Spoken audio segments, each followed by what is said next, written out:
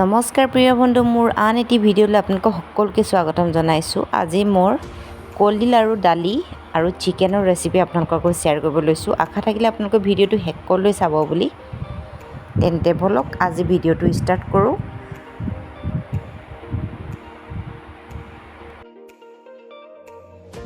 আৰু মই এইখিনি ৰেডি কৰি ৰাখিছোঁ। কলডিল, বিলাহী, চিকেন আছে অলপ,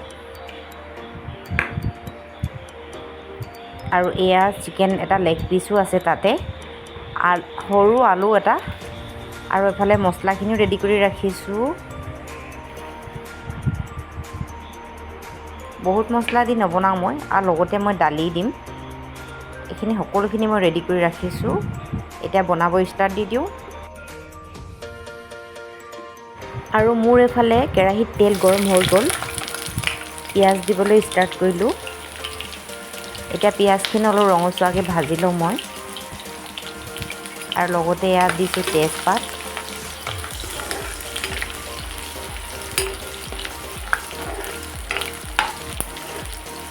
পিঁয়াজখিনি ৰঙচুৱা নোহোৱালৈকে ভাজিয়ে থাকিম মই।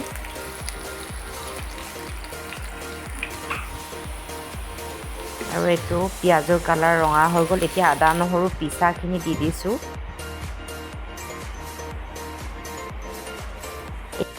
ইয়াতে দিম হালধি,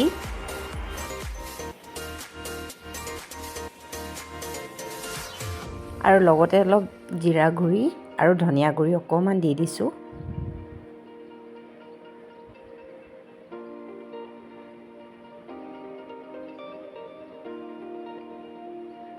আৰু লগতে জলকীয়া গুড়ি অলপ দি দিছোঁ।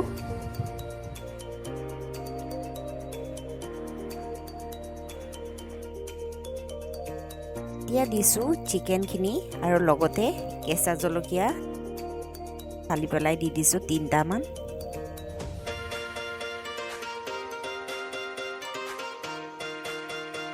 আৰু এতিয়া ইয়াতে নিমখ দিলোঁ। আপোনালোকে নিমখ নিজৰ হিচাপত দিব, কিমান খায়। আৰু এতিয়া মই কাটি থোৱা কলডিলখিনি দি দিছোঁ ইয়াতে, আৰু লগতে সৰু কাটি থোৱা আলুখিনি,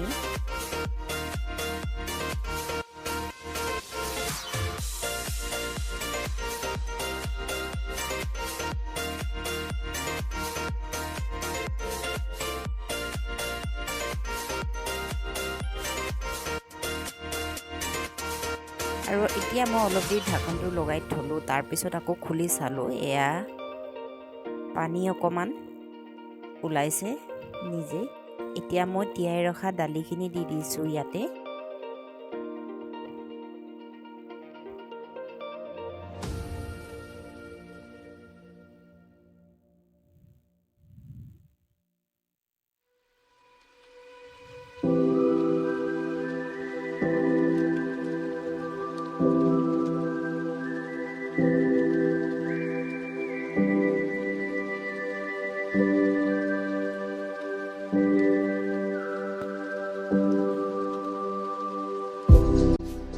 তেতিয়া মই ইয়াতে কাটি ৰখা বিলাহীখিনি দি দিছোঁ।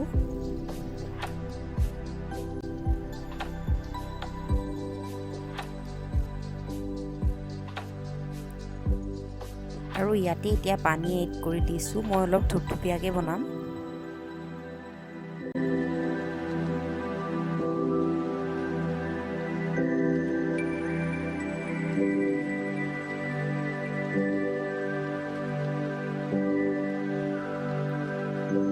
পানী দিয়াৰ পিছত অলপ নিমখ দি দিছোঁ, কাৰণ নিমখটো কম হ'ব, একেবাৰে দি দিছোঁ। আৰু এনেকৈ মই ঢাকনটো লগাই উতলিব দিছিলোঁ।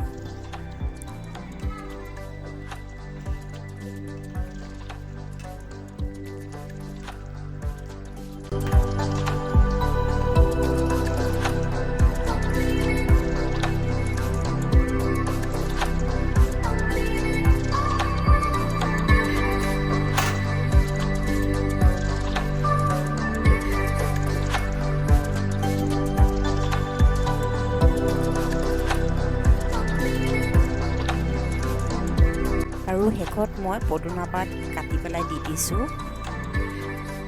আৰু এয়া এইখিনি মোৰ ৰেডি হৈ গ'ল। অলপ পানী আছে, পিছত ঠাণ্ডা হ'লে পানীখিনি শুকাই যাব। এতিয়া মই গেছটো বন্ধ কৰি দিওঁ, ঢাকনটো লগাই অলপ দেৰি 10 মিনিটমান থৈ দিওঁ। আৰু এয়া ফাইনেলি ৰেডি মোৰ কলডিল আৰু মচুৰ দালিৰ লগত চিকেনৰ ৰেচিপি। কেনেকুৱা পালে আপোনালোকে জনাব, আপোনালোকে এনেকৈ বনাই খায়নে?